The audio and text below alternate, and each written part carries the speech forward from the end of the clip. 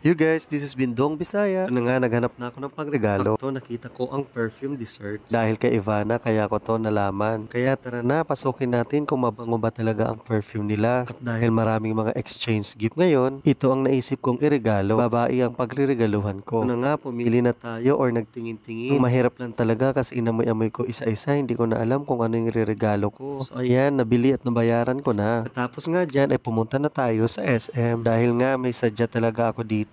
Bago nga ang lahat, tara, selfie muna. At dahil nandito na nga tayo, ito agad ang aking pinuntahan. Kasi sa area na to, nandito ang hinahanap ko. Ang iba kundi ang induction cooker. At nang makapili ako, sabi ko kay kuya, itisting natin kung gumagana. Dahil very accommodated naman si kuya, sabi niya, tara na po. At yun na nga, sinimula na ni kuya ang i-explain sa akin kung paano ito gamitin. Kaya naman, todo kinig talaga ako kasi ayaw ko naman masira agad yan. Dahil nga medyo mahal. So natisting naman ni kuya, kaya ayan naman, nagpa-function naman lahat. Ayan, kinuha ko na. Salamat sa pag-assist kuya. At ayun na nga, meron na tayong induction at syempre non-stick frying pan. Kailangan din natin ng mga panandok na pwedeng gamitin sa kanya. Yun na nga, nakita ko yung isang silicone type. Pero mas pinili ko pa rin yung wood type kasi nga para safe. Ayan na po yung mga napili ko. Syempre, ikot muna tayo. Baka may makita pa tayong mas maganda at mas mura. At yun na nga, naghanap na ako ng pangkawit para sa spaghetti or pansit pag nagluluto ka. Ito na nga, nilagay ko na sa card yung mga napili ko. At pagkatapos ko naman doon, ito talaga binalikan ko to. Kasi 2 months ko na itong binabantayan at binabalik-balikan. Ito na nga, magbabayad na tayo sa counter.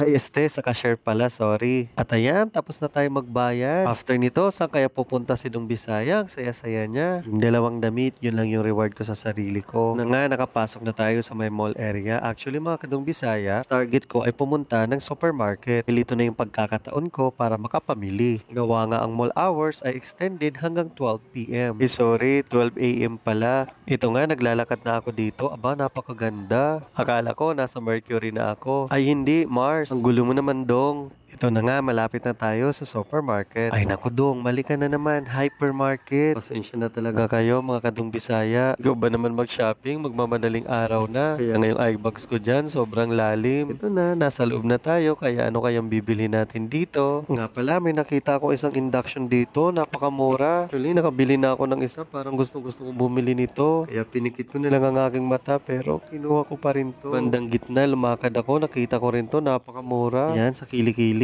Yan, kailangan na natin maghanda kasi magpapasko at mag-New Year na. Bahala kayo dyan. Bulol na ako kasi anong oras na ba naman? Kailangan natin ng disposable na hindi ka na maghugas para mabilisan lang. Siyempre, hindi mawawala ang Nobilino sa akin. Favorite ko yan. Ayan, ikot pa tayo. Buti na lang naalala ko yung favorite kong Graham. Hindi pwedeng mawala to. Kunin agad natin, ilagay sa cart. Ito naman, Sanmig. Tina rin itong sojo na paborito ko. Katapos ko nga dito, dumiretso na agad ako ng counter. Ito na nga, tapos na tayo magbayad. Kaya tara na, let's go! Pagkatapos ko magbayad, pinuntahan ko kaagad sa customer service para kunin ang induction. Ito na nga, nakalabas na tayo ng hypermarket. Grabe, mag-aalauna na talaga ng gabi yan, mga kadong Bisaya. Ito na nga, buti na lang may taxi agad tayo na nakontrata. Ito na nga, nilagay ko na sa likod yung mga dala ko. Dami na nga ito kasi hanggang New Year na po yan, mga kadong Bisaya. Kaya binili ko na ng isahan para next time wala nang problema. Yun na, natapos na, kaya tara, sakay na tayo. Kapagod talaga itong gabi, ay umaga na pala. Yan lang guys, God bless you!